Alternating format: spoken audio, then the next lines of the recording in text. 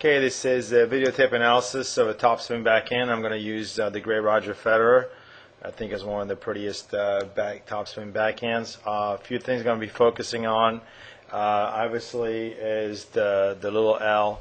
I've written an article called "The L is for Leverage." What I mean by the little L is the 90-degree angle shape right there that I'm going to show you that Roger Federer holds right there, pretty much at 90 degrees right there throughout his stroke, and he's going to keep that little L going during the backswing phase, during the stroke phase, and the follow-through phase of the stroke. And that's pretty much one of the most important parts of the topspin backhand, and one of the most the common fundamentals that keep referring to that one needs to have regardless of what level you're playing. If you have a one-handed backhand, you need that little L right there. Now let's rewind for a second.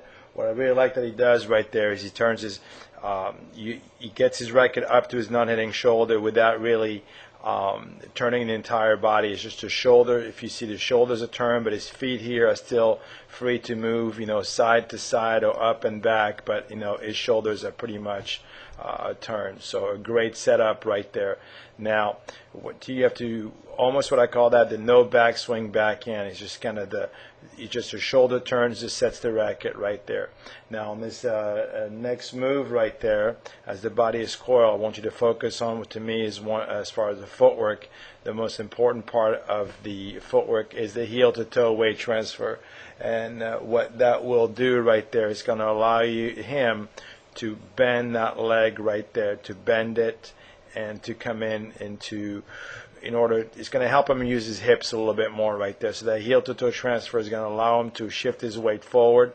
Now, so if you happen to lack power and not driving your legs into the shot as much as you like to, think about the heel to toe weight transfer. Now, from that point on right there, this was his backswing right here, and from here on out, it's going to be pretty much the stroke begins from that point forward. Now, as I let the tape roll a little bit, this is to me the most important position of the backhand, and I call that the power position, and there is the 90-degree angle back there.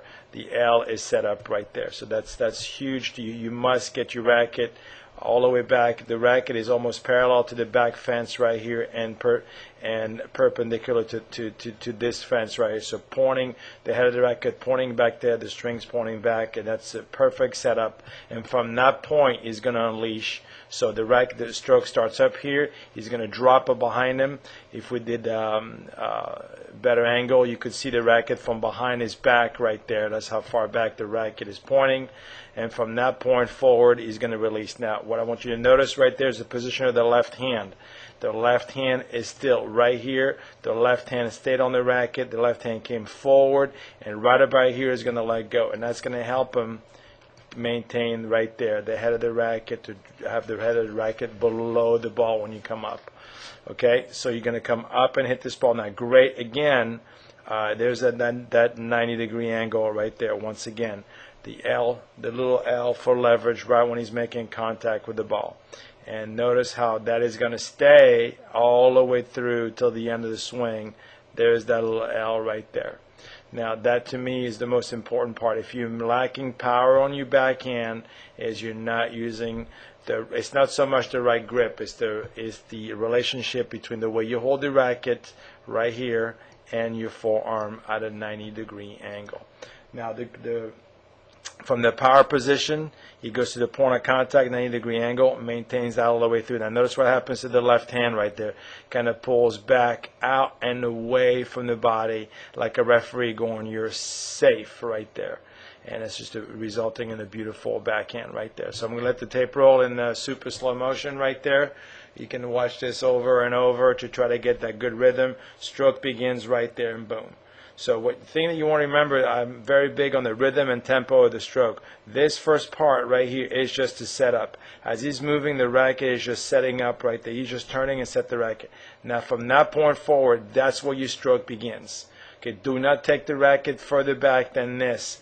Just move to the ball, hold the racket. If there was a clock right there where 12 o'clock is directly in front of him, 9 o'clock is right there, 6 o'clock is behind him, and this is 3 right here. He's holding the racket at 9 o'clock right there, and it is from that point that he's going to let go. Here goes the stroke right there. Releases, blends the backswing into the forward swing, and that is what's going to make a nice fluid backhand. All right, so you can read the bottom of the rest of the article. I just broke down pretty much step by step of what you should try to do. And if you were to focus on one thing, I would say on your backhand, on your regular backhand or topspin backhand, is learning to hold the little L all the way through. Number 2 is learning to get your racket into a power position. If you remember 2 things, remember the power position. Number 3, get the 90-degree angle at contact right there. Those are the 3 things. If you're going to remember 3 things on your backhand, those will be it. All right, I hope you enjoyed this beautiful backhand by Roger Federer and the analysis and the tip that goes along with it. If you have any questions, please don't feel free to email me through the site. And one more time before I let you go. Nice fluid motion from right there, releasing it all the way through.